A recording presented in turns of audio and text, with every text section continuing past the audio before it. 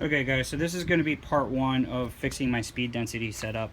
Now last year I changed the speed density and I never uploaded the video because we never got it running quite right. The car doesn't want to idle, runs way too rich. But while I'm waiting on getting my intake manifold back from powder coating and all my intake pipes back from powder coating as well, I thought I'd start in on the process and fix some of the things that I realized that I did wrong, as well as fixing some of the just things I don't like about the wiring setup. So the first thing that I don't like is I used this this nylon loom, and it's just way oversized for what we're doing, but also it's closed loop. So once you put it on there, it never comes off, and it's really hard to work on the wire afterward if you have a problem troubleshooting. So we're going to replace that with this split loom wire that I picked up. And this stuff, a little hard with one finger. This stuff opens up on the side, and so you can just push a wire in. There we go. So you can just push the wire in after you're done. And you cut it the same way. You cut both of these with heat by melting the wire, or melting the loom.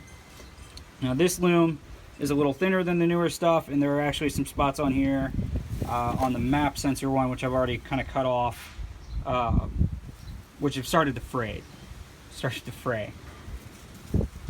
So the other thing I didn't like is that I used butt connectors, so we're going to cut those off. There are some issues here with the this is a very thin gauge wire that's on the factory loom, and the sensor uses a slightly thicker gauged wire, which is going to cause some issues with increasing resistance. So I want to minimize how much of this thicker wire that we use. Case in point, when we did this, we thought we were going to move the fuse box, which we are still going to move it, but we thought it would have a bigger impact on the size of this harness. And I also ran the bolt-on throttle body elbow at the time, but I'm running a different throttle body now that uses a coupler, so that puts our IAT bung here-ish instead of back here. So there's about 5 or 6 inches less that we need to begin with, and I'm finding that moving the loom is actually not going to impact its length anywhere near as much as I thought. So I think we can drop probably 1.5 feet off of this and get it down to about that long tops. So I should really only need about 12 inches of the thicker wire, which I think butt connected in, properly sealed, heat shrinked, and wrapped will work a lot better.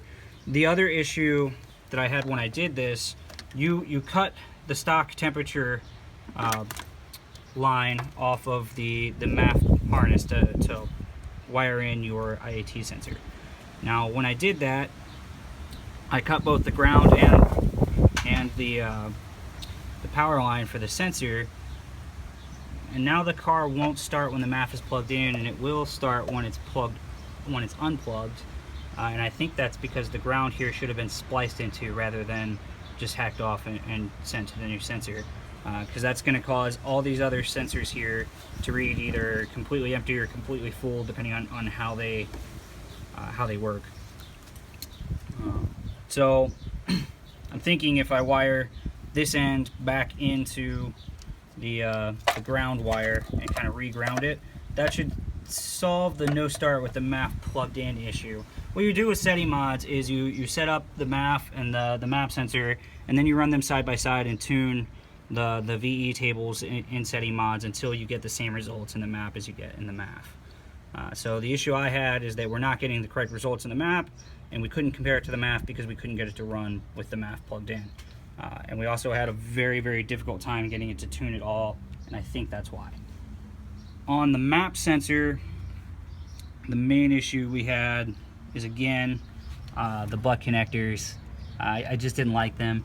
At the time, we didn't have a proper port on the intake manifold, and so we ran it off of ports on the throttle body, and I think that probably gave it a weaker signal. I think at some point we teed it into the fuel pressure regulator to try to get a more accurate signal, but I think that's really pushing it, because that's already running both the boost cage and the fuel pressure regulator all on one signal.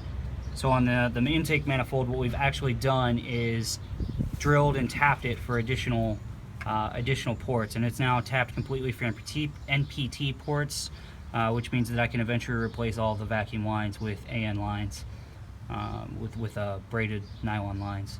So it should look a little better, and it should work a little better and have less issues with lines popping off on me under high boost.